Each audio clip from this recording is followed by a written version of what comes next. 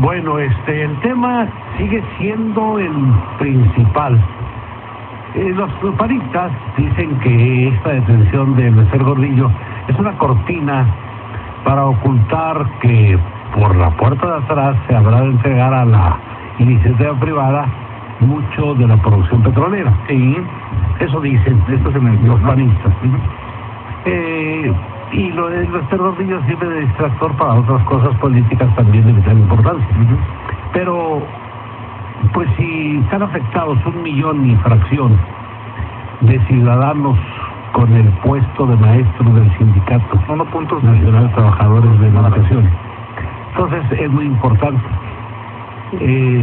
Hemos visto por años, es tradición de nuestra raza, de nuestros antepasados precolombinos, inclusive de utilizar artilugios y la metafísica y los espíritus y todas esas cosas incomprensibles para los que estudian con seriedad la ciencia y el arte, ¿verdad? Sí. Sin embargo, México, en la actualidad, hemos visto con qué desfachatez se anuncian los cartomancianos, los que ponen y quitan artilugios y mil cosas de esas, que nuestro pueblo está totalmente embobado en esa ignorancia profunda que los desfalcan continuamente. Pero lo que les vamos a narrar a continuación es largo, pero es muy importante, porque lo narra un compañero, ex colaborador de la señora Gordillo, que fue por varias partes del mundo para lograr embrujar y hacer ceder a sus caprichos mezquinos. Tan mezquinos eran económicos. Al entonces presidente Ernesto Zedillo, quien la odiaba porque cuando él fue secretario de Educación Pública, ella lo atosigó demasiado. Entonces, José Gil Olmos recopiló a muchos políticos en su andar por medio de ese mundo tenebroso de la brujería para lograr sus objetivos, ahora sí que mezquinos. Pero vayamos con la profesora de Bester Gordillo.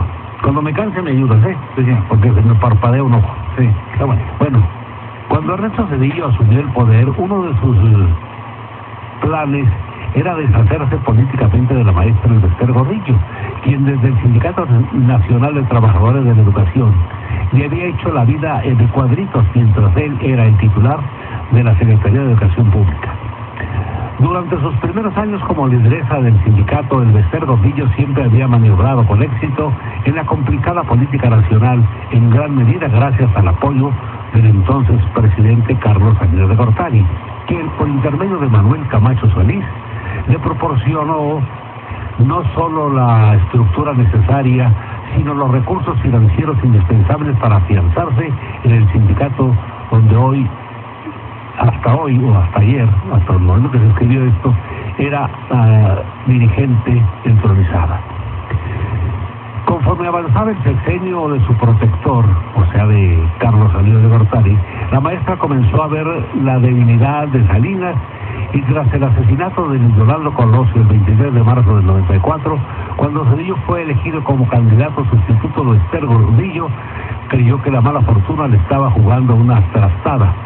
Cuando Zedillo resultó el elegido como presidente de la República, la maestra supo que su suerte estaba echada y que era el momento de hacer algo para contrarrestar los malos designios, y no era para menos. Desde el primer minuto de su gobierno, Zedillo mandó un mensaje claro a la lideresa del sindicato, palabras más, palabras menos, le soltó mediante un allegado: es mejor que se vaya del país. El Bester sabía que el gobierno federal planeaba realizar auditorías a su personal, a la dirigencia del gremio magisterial y a sus allegados más cercanos, pues los recursos que obtenían del erario federal gracias al fideicomiso Vivienda Magisterial VIMA eran multimillonarios. Además, también estaba el ingreso mensual de las cuotas de maestros y trabajadores de la educación, que sumaban millones. Con todo ese dinero, el poder del Bester se había extendido sobre gobernadores, legisladores, intelectuales, periodistas y más tarde llegaré incluso a cubrir la presidencia de la República, como ocurrió con Vicente Fox y con Felipe Calderón. Cuando la maestra supo que el gobierno de Zedillo indagaba en sus cuentas y en las de sus socios principales, también comprendió que estaba en peligro su poder y su libertad. De manera urgente y absolutamente fuera de sí, como mandan sus costumbres, citó a los miembros de su equipo más cercano y los llevó fuera del país, como ha reconocido uno de sus ex colaboradores. En el cónclave improvisado, el Bester y sus asesores intentaron encontrar una salida ante las amenazas que les eran enviadas desde Los Pinos. Buscaban construir un escenario que los favoreciera ante la inminente crisis. Todo parecía indicar que el nuevo presidente habría de terminar con el reinado magisterial de la Chiapaneca, utilizando a muchos de los dirigentes nacionales que ella misma había nombrado, quienes estaban cansados de su forma caprichosa y temperamental de dirigir el sindicato más numeroso de América Latina. Zedillo había comprendido y había empezado a intervenir en la dirección del sindicato, quitándole al Bester sus fuerzas de manera paulatina.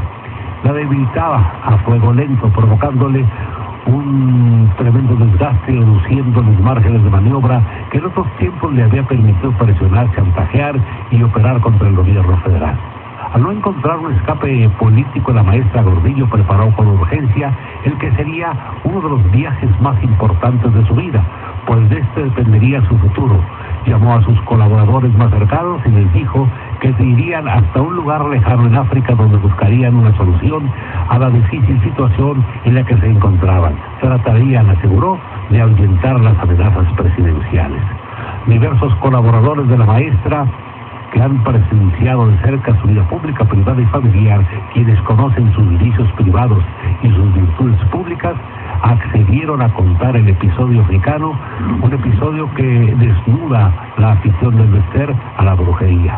La única condición que pusieron quienes dieron sus testimonios fue la del anonimato. Ellos aseguran que desde joven el Bester ha tenido una predilección por el culto negro, predilección que cuando llegó a la dirigencia nacional del sindicato la llevó a relacionarse con un grupo de santeros cubanos quienes la introdujeron a las prácticas religiosas que combinaban a los santos cristianos con las deidades africanas. Durante varios años la maestra practicó la santería.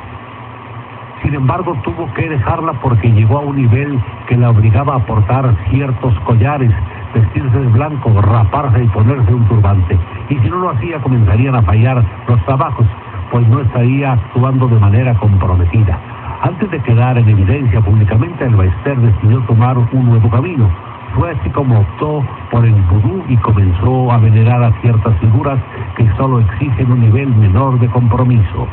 La maestra hizo el cambio porque era más práctico, no tenía que cambiar de vestimenta, pero estaba obligada a manejar un símbolo lo más vistoso posible. En una desfachatez escogió el símbolo del cente, lo mandó modificar y en lugar de la imagen de un libro puso las caretas del tarot reader, que en el más fuerte, el más viejo, donde se lee la vida. El viaje a África llegó cuando el Bester Gordillo se sentía acorralada, cuando las amenazas del poder presidencial eran terribles.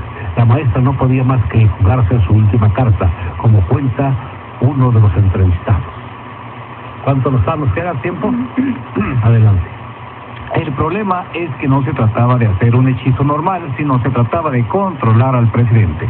Los hechizos funcionan por dos cosas: por quien lo cree, en ese caso ella, y por el tipo exacto de hechicería que le queda tanto a quien lo paga como a quien le está dedicado el trabajo. Puede ser un brujo mediocre o un intermediario entre lo espiritual y lo físico, pero lo importante es escoger exactamente la receta que se necesita. En el caso de Zedillo, para saber exactamente lo que se necesitaba y calmar sus ánimos, había que diagnosticarle su aura, sus aficiones. Sí, sus aficiones, todo lo que le gustaba y le disgustaba. Para eso se tomaron fotos, se hizo su carta astral, y esto lo estudiaron videntes y médiums para ver sus demonios, vicios y debilidades. Durante un año se contrató y consultó a una serie de médiums y cartomancistas, de gente que lee la mano y el aura, para que estudiaran fotos tomadas especialmente bajo una cantidad de luz que permite que se vea el aura. Además, se investigaron hasta las cosas más íntimas del presidente Zedillo y se diagnosticó que tenía ciertos temores y debilidades, que dormía poco y que tenía miedo al fracaso. Encontraron que el espíritu de un animal podía apoderarse del pensamiento y la conciencia de Ernesto Zedillo, el espíritu de un león. Esto podría parecer una estupidez o una historia increíble, pero este es el procedimiento más eficaz para poder tener resultados ciertos en los cultos de brujería y hechicería. Así pues, el Baester tenía el diagnóstico y lo único que le faltaba era saber dónde debía llevar a cabo el ritual. Fue entonces cuando se dedicó a buscar el lugar en el que le podrían hacer el trabajo con total seriedad y con el conocimiento de causa necesario, como dice también la narración de su ex colaborador. El Baester Gordillo se trasladó al mercado popular de Marruecos. Ciertas amistades de Chiapas le habían dicho que la lectura de los caracoles era lo que necesitaba para encontrar a quien le ayudaría a resolver su problema. La acompañaron un par de sus principales colaboradores que no sabían exactamente a lo que iban, pero que llevaban el diagnóstico astral y una serie de fotos de Zedillo de todos los tamaños, de perfil, de frente, de cuerpo entero. La única que sabía con claridad de la misión era la maestra. Según el testimonio de uno de sus principales allegados de entonces, quien supo de esta historia de propia voz de uno de los actores de la misma, cuando la maestra y sus colaboradores caminaban por el callejón de las lecturas de cartas, cerca del callejón de los cafés, los increpó una persona que, con un pésimo español, les dijo: tú estás buscando evitar que tu emperador te mate. Conmigo está la respuesta. Y los llevó con alguien que sabía leer los caracoles. Vamos a un corte y continuamos por esta narración que no creemos, ojalá no nos equivoquemos, que no está siendo pesada. Es larga, pero ahí está y lo leemos rápido para ahorrar tiempo, porque es muy interesante que conozcamos este perfil desconocido públicamente de la maestra del Baester Gordillo. Y lo que va a continuación, van a ustedes a ver que en las noticias nacionales lo que les predijeron en Marruecos y en África va a ser cierto. Pero vamos a un corte. Todo lo más importante lo escucha usted